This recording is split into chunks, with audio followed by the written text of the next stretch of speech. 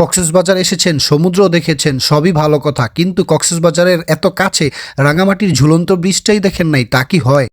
কি আমার কথায় বিচলিত হয়ে গেলেন? ভাবনা নেই, ভিডিওটি দেখুন আর তথ্য নিন। কক্সবাজার এসে রাঙামাটির ঝুলন্ত ব্রিজ এবং লেকের ফিল কিভাবে নিতে কোথায় যাবেন দেখুন। পরিপূর্ণ রাঙামাটির ঝুলন্ত ব্রিজ আর কাপ্তাই লেক না, তবে ঠিক এইরকমই দেখতে এই ঝুলন্ত ব্রিজ আর ছোট লেকটি। কক্সবাজারের খুবই কাছে হওয়ায় অল্প টাকায় রাঙামাটির ঝুলন্ত ব্রিজ দেখতে যেতে মিস করবেন না কিন্তু।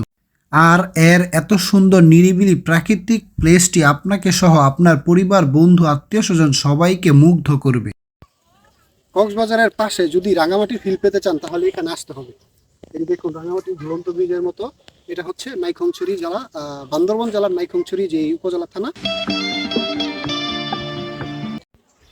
আপনারা যদি কখনো চান যে আমরা কক্সবাজার এসে এখান থেকে রাঙামাটি ঝুলন্ত ব্রিজটা বা কাপ্তাই লেকটা একটু দেখতে চাই, তাহলে আপনারা কষ্ট করে রাঙামাটি যদি নাও যেতে পারেন, যদি আর্থিক কোনো সমস্যা থাকে বা ফিনান্সিয়াল যদি তেমন সাপোর্ট না থাকে, তাহলে আমি অবশ্যই আপনাদেরকে সাজেস্ট করবো যে আমার পিছনে যেই লেকটি দেখছেন এটা হচ্ছে নাইক্ষ্যংছড়ি উপবন কেন্দ্র বললেই সবাই চিনে।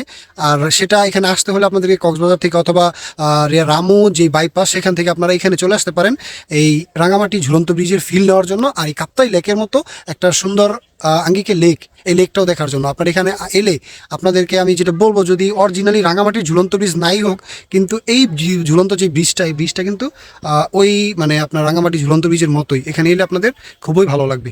এই নাইক্ষ্যংছড়ি উপবন কেন্দ্রের প্রবেশদ্বারে একটা সুন্দর ওয়াচ টাওয়ার দেখা যাবে, আর এই ওয়াচ টাওয়ার উপর থেকে ভিউটা এতটা সুন্দর যা আপনারা নিজ চোখে না দেখলে বুঝতে পারবেন। আমরা এখন এই উপবন কেন্দ্র, নাইক্ষ্যংছড়ি উপবন কেন্দ্রের ওয়াচ টাওয়ারের উপর আছি। এখান থেকে বান্দরবন, কক্সবাজার এরকম অনেক কিছু থানা, তারপর গ্রাম, নিচে অনেক দূর পর্যন্ত অনেক কিছু দেখা যায়, আপনারা দেখতে পাচ্ছেন।